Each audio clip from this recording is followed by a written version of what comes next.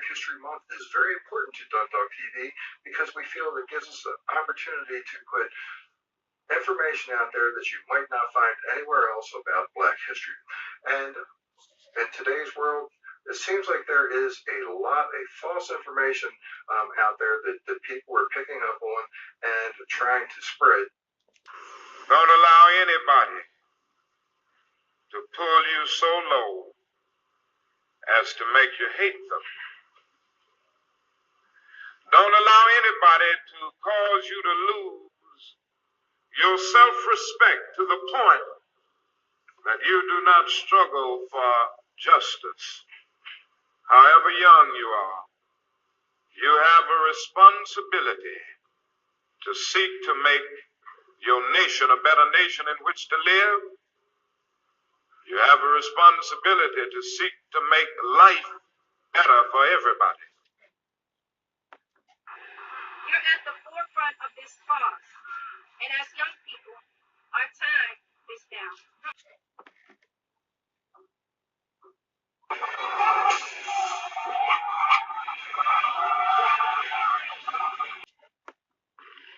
We also gave those who wished to destroy space to do that as well.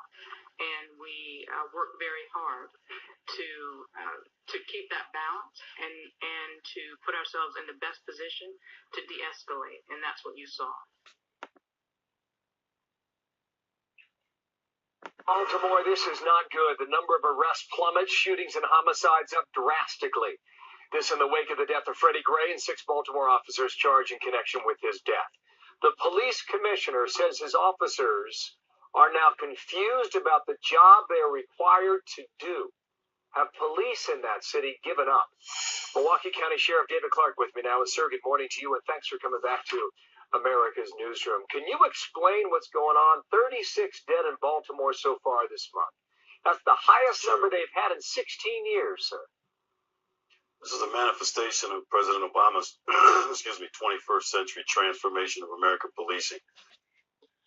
I do believe that Sheriff Clark is right, and that this is where all of the problems started. The Cambridge police acted stupidly.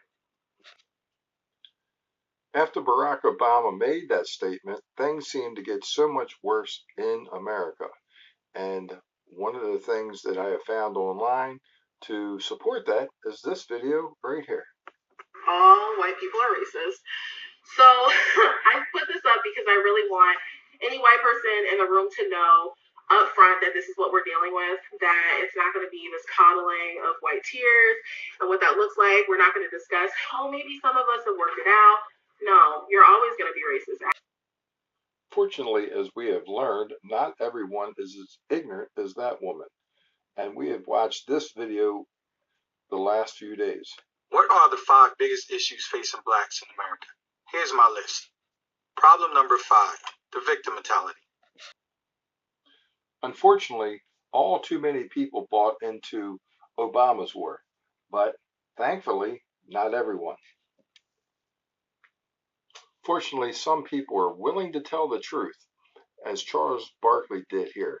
He said, we as black people, we are never going to be successful, not because of you white people, but because of other black people. It's a dirty, dark secret, you know, when there are young black kids doing well in school, the loser kids tell them, oh, you're acting white. For some reason, we are brainwashed to think that if you are not a thug or an idiot, you're not black enough. Thank you very much for saying that, Charles. It isn't pretty, but if you don't acknowledge the problem, as I share with my friend Derek Stroman, then there's no way to solve it. So this is a step in the right direction.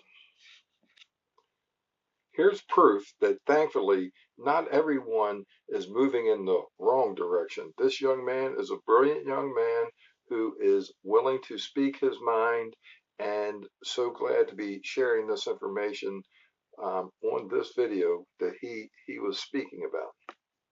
Hey guys, I'm CJ Pearson. Under President Trump, black unemployment is at an all-time low. This is also a president who set his sights on saving inner cities across America, lowering the violent crime rate in these cities so that black babies aren't scared to go and play out on the playground without the threat of being shot hanging over their head. He's also focused on bringing jobs to these communities, bringing economic investment to these communities, bringing rising wages to these communities, something that President Obama never did in the entirety of his 8 years in office. Thankfully, Larry Elder is not afraid to speak his mind as well. So, but you wouldn't not acknowledge that there are some systemic issues. Give me an example. Tell me what you think the most systemic racist issue is. What is it?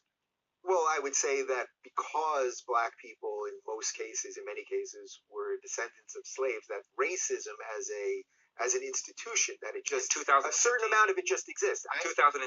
Give me the most blatant racist example you can come up with right now. I think you could probably find evidence that, in general, cops are more willing to shoot if the perpetrator is black. What's your data? Than white. What's your basis for saying that? Last year. Well, look, I know a lot of people would say, "Look what's going on in Chicago." I know what they would say. Yeah. I'm talking about what the facts are. 965 people were shot by cops last year and killed. 4% of them were white cops shooting unarmed blacks. In Chicago in 2011, 21 people were shot and killed by cops. In 2015, there were 7. In Chicago, which is a third black, a third white, and a third Hispanic, 70% of the homicides are black on black. About 40 per month, almost 500 per year last year in Chicago, and 75% of them are unsolved. Where's the Black Lives Matter on that? The idea that a racist white cop shooting unarmed black people is a peril to black people is BS. Is complete and total BS.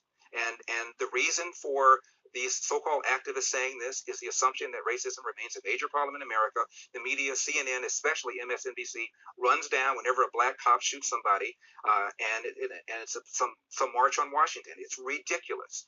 Black people, half the homicides in this country are committed by and against black people. Last year, there were 14,000 homicides.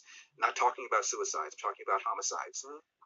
Half of them were black, 96% of them black on black of that 7,000. Where's the Black Lives Matter people on that? So there's where you would say that this is purely because of social justice. This is purely because they want ultimately for people to be angry enough to just keep voting Democrat. That's right. And where's the evidence of the lack of social justice? When a black suspect is killed by a cop, believe me, the media's on it. People are watching it, and justice will, for the most part, occur. In Baltimore, where Freddie Gray was killed, Freddie Gray died in a van. I should say was killed. Died in a van. Yeah. You have a city that's 45% black. City council is 100% Democrat. The majority of city council is black. The top cop at the time was black. The number 2 cop was black. The majority of the command staff is black. The mayor is black. The AG is black. And yet here we are talking about racism. I mean, it's absurd.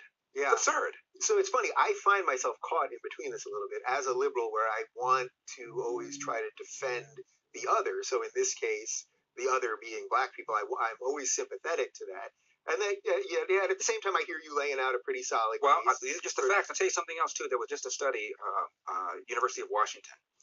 And it turns out cops were more reluctant, more hesitant to pull the trigger against a black suspect than a white suspect.